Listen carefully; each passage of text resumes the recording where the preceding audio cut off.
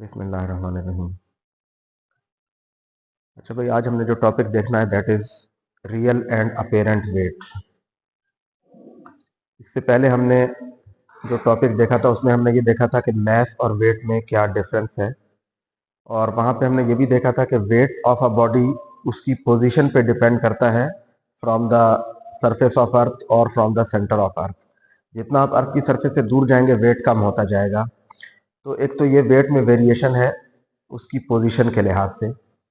यहाँ पे हम जो टॉपिक देख रहे हैं इसका टाइटल है हमारे पास रियल एंड अपेरेंट वेट। ठीक है,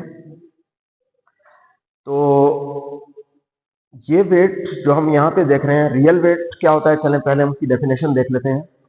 real weight is the force with which earth attracts any body towards its centre.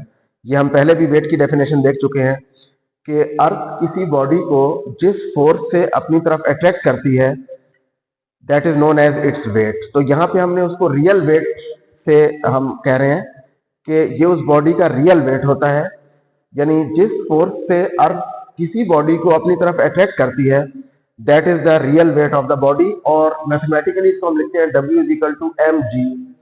ठीक है, ये equation F is equal to ma से आती है। अगर हम a की जगह g की वैल्यू यूज करें, एक्सेलरेशन ड्यू टू ग्रेविटी, तो W जो है वो वेट होता है, F बिकम्स W। ठीक है, F की जगह W आ जाता है, W is wait of the body. So this is the real weight of the body, the force with which earth attracts any body towards its centre. Now apparent weight क्या होगा, क्या होता है? देखिए, अपेरेंट वेट वो force है जो force required होती है किसी बॉडी को होल्ड करने के लिए इन अ फ्रेम ऑफ रेफरेंस। किसी फ्रेम ऑफ रेफरेंस में किसी बॉडी को होल्ड करने के लिए हमें जो फोर्स रिक्वायर्ड होती है that is known as the real the apparent weight of the body. उसको हम उस बॉडी का अपेरेंट वेट कहते हैं। यानी सपोज दैट ये हमारे पास एक बुक है। अब इस बुक को यहां मैंने अभी पकड़ा हुआ है ना, तो ये नीचे नहीं जा रही। सो मैं इसको यहां पे होल्ड करने के लिए कोई फोर्स अप्लाई कर रहा हूं, that is the apparent weight of the body. ठीक है, और इस वक्त ये अपेरेंट वेट उसके रियल वेट के बराबर है। ठीक है, यानी जो इसका वेट है उतनी ही फोर्स मैं अपवर्ड लगा रहा हूं इसको यहां पे होल्ड करने के लिए। तो किसी बॉडी को किसी फ्रेम ऑफ रेफरेंस में होल्ड करने के लिए हमें जो फोर्स रिक्वायर्ड होती है that is known as apparent weight of the body, such that by applying this force the body does not tend to fall in that frame of reference. ठीक है, यानी वो बॉडी फॉल ना हो, गिरे नहीं उस फ्रेम ऑफ रेफरेंस में। तो उसको गिरने से रोकने के लिए या उसको होल्ड करने के लिए हमें जो फोर्स रिक्वायर्ड होती है that is called the apparent weight of the body. यहां पे हम उस अपेरेंट वेट को टेंशन से शो कर रहे हैं, T। टेंशन वो फोर्स होती है जो किसी स्ट्रिंग के अलोंग एक्ट हो रही होती है। ठीक है, तो सपोज दैट इस बॉडी को हम इसका वेट मेजर कर रहे हैं। वेट मेजर करने के लिए स्प्रिंग बैलेंस यूज होता है, तो हम इसको स्प्रिंग बैलेंस से अटैच कर रहे हैं, सस्पेंड कर रहे हैं with the help of a string. ठीक है, तो जो स्ट्रिंग में टेंशन होगी, force acting along the string, that tension shows or that is equal to the apparent weight of the body। वो जो टेंशन along the string है, यानी ये वो फोर्स है जो उसको गिरने से रोक रही है या इसको होल्ड कर रही है in the frame of reference, in this frame of reference. So that tension along the string is the apparent weight of the body। अब ये दोनों रियल और अपेरेंट वेट का आपस में रिलेशन क्या है वो हमने देखना है। ठीक है, तो एक तो आपको डिफरेंशिएट इन दोनों को करना चाहिए कि ये इनमें डिफरेंस क्या है। रियल वेट वो वेट होता है किसी बॉडी का, ये वो फोर्स होती है जो जिस फोर्स से अर्थ उस बॉडी को अपनी तरफ अट्रैक्ट कर रही होती है। ठीक है, और अपेरेंट वेट वो फोर्स होती है जो किसी फ्रेम ऑफ रेफरेंस में किसी बॉडी को होल्ड करने के लिए हमें रिक्वायर्ड होती है कि वो बॉडी गिरे नहीं उस फ्रेम में। ठीक है, उसको गिरने से रोकने के लिए या उसको किसी पॉइंट पे होल्ड करने के लिए हमें जो फोर्स अप्लाई करनी पड़ती है that is the apparent weight. और उसको जनरली हम टेंशन अलोंग द स्ट्रिंग, जिस स्ट्रिंग से आपने उस बॉडी को होल्ड किया हुआ है, तो उसमें जो टेंशन है, force acting along the string, उस T को हम कंसिडर करते हैं as the apparent weight of the body. Now अब हमने ये देखना है कि इनका आपस में रिलेशन क्या है, ये कब इक्वल होंगे, कब इक्वल नहीं होंगे, या कम होंगे या ज्यादा होंगे। So we are considering a body, ठीक है, जिसकी मास m है और उसको हमने एक स्प्रिंग बैलेंस से एक लिफ्ट या एलिवेटर का जो कंपार्टमेंट होता है उसमें हमने अटैच किया हुआ है। This is the compartment of the elevator, ठीक है। एलिवेटर जो लिफ्ट होती है उसका जो अंदर कंपार्टमेंट होता है जो ऊपर नीचे मूव करता है, ठीक है। तो उसके अंदर हम एक एक्सपेरिमेंट कर रहे हैं रियल और अपेरेंट वेट को डिफरेंशिएट करने के लिए। तो देखें यहाँ पे जिस स्ट्रिंग से हमने इसको स्प्रिंग बैलेंस से कनेक्ट किया हुआ है उसमें जो टेंशन है दैट इज T, और इसका जो अपेरेंट, इसका जो रियल वेट है वो W है which is acting vertically downward. तो ये W is the real weight and T which is tension around the string that is the apparent weight, ठीक है। तो रियल वेट तो अभी हमने कहा है कि mg के बराबर होता है, so that is W is equal to mg, उसको हमने W रियल लिख दिया है, वो mg के बराबर है। अपेरेंट वेट किसके बराबर हमने कहा है, that is equal to the tension along the string which is used to hold this body in this frame of reference। इस एलिवेटर के कंपार्टमेंट को हम फ्रेम ऑफ रेफरेंस के तौर पे कंसीडर कर रहे हैं। अच्छा, अब यहां पे हमने इसके 3-4 केसेस देखने हैं।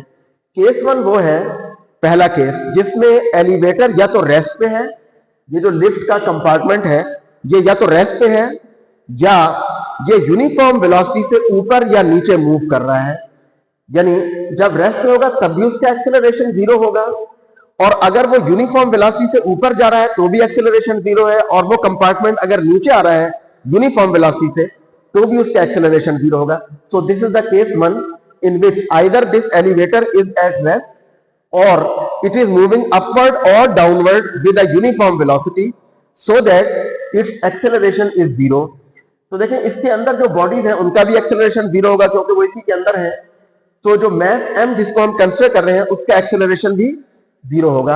एक्सेलरेशन 0 होने का मतलब ये है कि हमारे पास according to Newton second law F is equal to ma, तो net force on the body वो क्या होगी ma, और इस केस में नेट फोर्स 0 है क्योंकि एक्सेलरेशन 0 है, तो ये नेट फोर्स 0 हो जाएगी।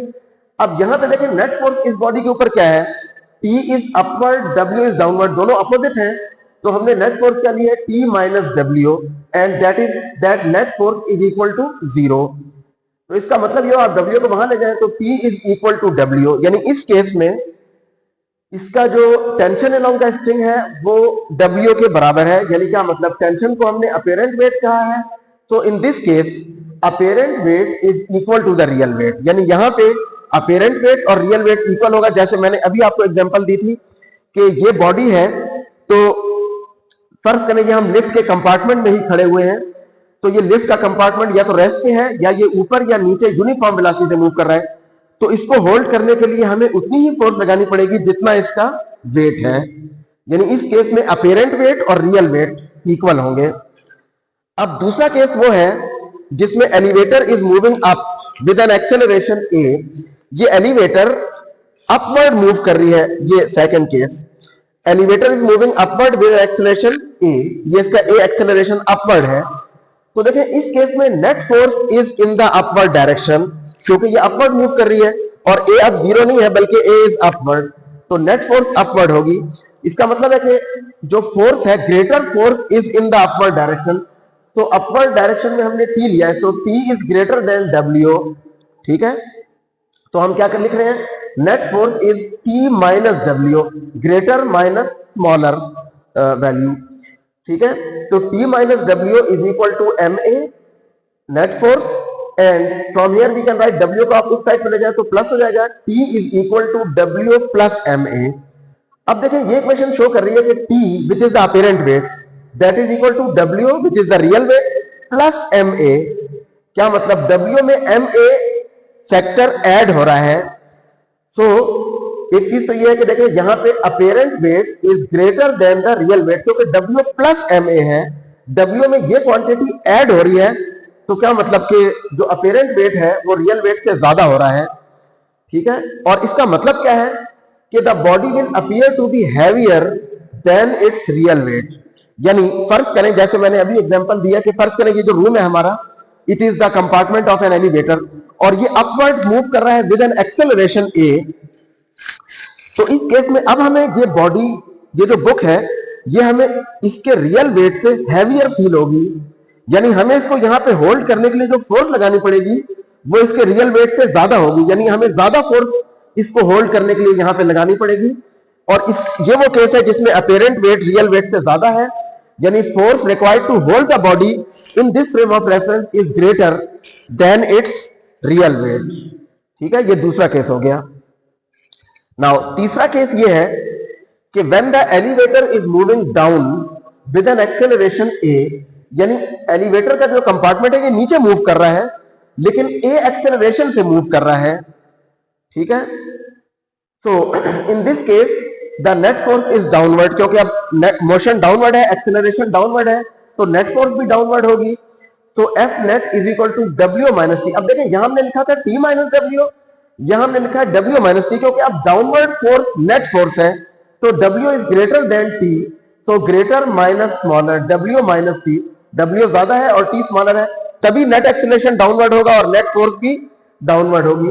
सो that is equal to M ए।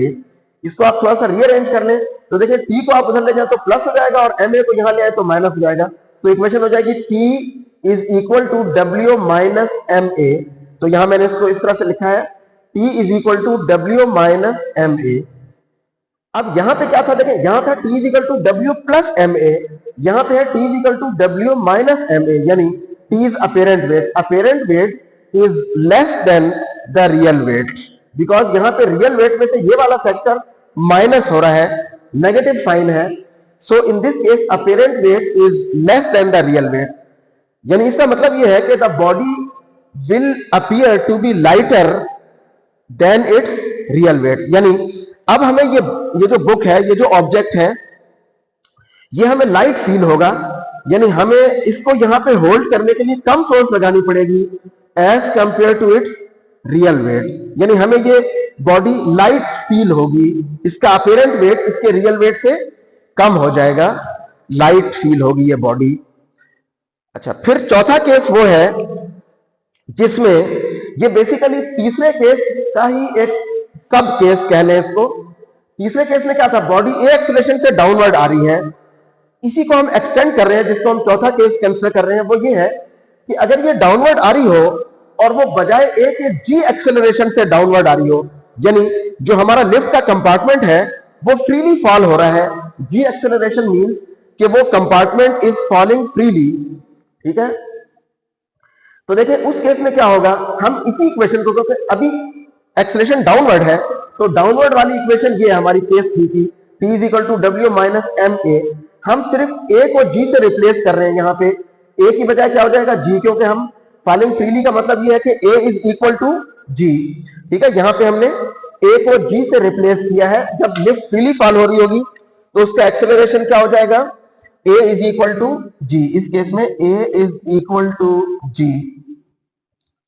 ठीक है, तो देखें यहां पे आप ये जो इक्वेशन है ये भी क्योंकि डाउनवर्ड मोशन के लिए है, तो W माइनस एम ए और ये हो जाएगा W minus M G, W minus M G. ठीक है, एक ही जगह हमने G पुट कर दिया है, तो W की वैल्यू क्या होती है, अभी हमने लिखी थी एम जी, सो एम जी W की जगह पुट कर दे माइनस एम जी, तो ये 0 हो जाएगा। ठीक है, तो इसका मतलब क्या हुआ कि T इज इक्वल टू 0, यानी T अपेरेंट वेट है, यानी apparent weight is equal to 0। अगर ये कंपार्टमेंट यानी ये लिफ्ट फ्रीली फॉल हो रही है तो इसके अंदर जो बॉडीज होंगी उनका अपेरेंट वेट 0 हो जाएगा, यानी मतलब ये है कि किसी बॉडी को, ये जो हम जिस बॉडी को कंसीडर कर रहे हैं, फर्ज करें ये अब सिचुएशन है, फर्ज करें ये जो हमारा रूम है जिसको हमने कहा है कि ये एलिवेटर का कंपार्टमेंट है, फर्ज करें किसी हाइट से, किसी ऊपर ऊंची हाइट से ये फ्रीली फॉल हो रहा है कंपार्टमेंट, यानी आप इमेजिन करें कि जो फर्ज करें लिफ्ट जो है वो 20वें फ्लोर पे है, किसी हायर फ्लोर पे है, और वहां पे उसका स्प्रिंग ब्रेक हो जाए, टूट जाए, जिस स्प्रिंग से वो सस्पेंड हुई हुई है वो स्प्रिंग टूट जाए अगर, तो वो लिफ्ट का कंपार्टमेंट फ्रीली फॉल होना शुरू हो जाएगा, नीचे गिरेगा under the action of gravity. तो फर्ज करें ये हमारा रूम उसी तरह से फ्रीली फॉल हो रहा है, तो अब इस बॉडी को यहां पे होल्ड करने के लिए हमें कोई फोर्स नहीं लगानी पड़ेगी, because apparent weight become zero.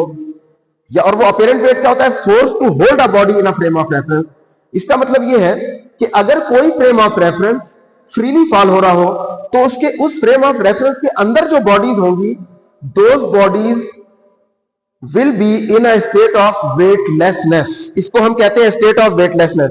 Weightlessness का मतलब क्या है? कि बॉडी का अपेरेंट वेट जीरो हो जाए, ठीक है, उसको होल्ड करने के लिए हमें कोई फोर्स ना लगानी पड़े। तो फर्ज करें वो लिफ्ट का कंपार्टमेंट अगर फ्रीली फॉल हो रहा है, जैसे हमने इसको लिफ्ट का कंपार्टमेंट कंसिडर किया है, तो अगर मैं इस बुक को यहां पे छोड़ दूं तो ये बुक यहीं पे रहेगी, यहां से ये नीचे फॉल नहीं होगी। क्यों? क्योंकि इसको होल्ड करने के लिए हमें जीरो फोर्स चाहिए। Apparent wait becomes zero in this case. It means that no force is required to hold the body in this frame of reference. तो देखें यहां पे इस केस में this book and any body in this frame of reference will be in a floating condition. वो इसमें तैर रही होगी क्योंकि उसको होल्ड करने के लिए कोई फोर्स रिक्वायर्ड नहीं है। So in this case apparent weight becomes zero, means no force is required to hold a body in this frame of reference. तो देखें यहां पे ये जो एलिवेटर है, elevator is not in the state of weightlessness, but the objects inside the elevator, these objects are in a state of weightlessness. वो bodies जो इस फ्रेम के अंदर है वो वेटलेसनेस की स्टेट में होंगी। कब? अगर ये frame of reference freely fall हो रहा हो तब, ठीक है। सो इसको हम कहते हैं स्टेट ऑफ वेटलेसनेस। तो यहां पे हमने देखा है कि अपेरेंट वेट और रियल वेट में डिफरेंस क्या है, ठीक है। और अपेरेंट वेट रियल वेट के इक्वल कब होता है? जब फ्रेम ऑफ रेफरेंस का एक्सेलरेशन जीरो हो, अप और डाउन मूव कर रहा हो विद जीरो एक्सेलरेशन, तो उस वक्त अपेरेंट वेट रियल वेट के इक्वल होता है। या वो फ्रेम ऑफ रेफरेंस रेस्ट पे हो तब भी यही केस होगा। दूसरा केस कि अगर वो frame of reference upward move कर रहा हो विद एन एक्सेलरेशन ए, तो उस केस में apparent weight will be greater than the real weight, body heavier feel होगी टू एन ऑब्जर्वर। और तीसरा केस ये है कि when the frame of reference is moving downward with some acceleration A, तो उस केस में बॉडी का अपेरेंट वेट उसके रियल वेट से कम होगा और हमें वो बॉडी लाइटर फील होगी, हल्की फील होगी, ठीक है, अपने रियल वेट से लाइट फील होगी हमें। और चौथा केस इसी तीसरे का सब केस है जिसमें बॉडी यानी उसमें फ्रेम ऑफ रेफरेंस नीचे ही मूव कर रहा हो और उसका एक्सेलरेशन जी के बराबर हो, यानी वो frame of reference freely fall हो रहा हो, ठीक है। तो उस केस में उस फ्रेम ऑफ रेफरेंस के अंदर जो बॉडीज होंगी उनका अपेरेंट वेट जीरो हो जाएगा। कैसे? इसी इक्वेशन में हमने एक ही जगह जी पुट कर दिया, so W minus M G, और W mg के बराबर होता है, so mg minus mg that becomes zero, so the apparent weight is zero and no force is required to hold the body in that frame of reference. यही situation space ships में या satellites में होती है, space satellites के अंदर, कि जहां पे साइंटिस्ट या जो भी बॉडीज होती है inside the space shuttle which is freely falling toward the earth, तो उसके अंदर जो बॉडीज होती हैं वो फ्लोटिंग कंडीशन में होती हैं। Those are in a state of weightlessness, means उनका apparent weight जीरो होता है, ठीक है।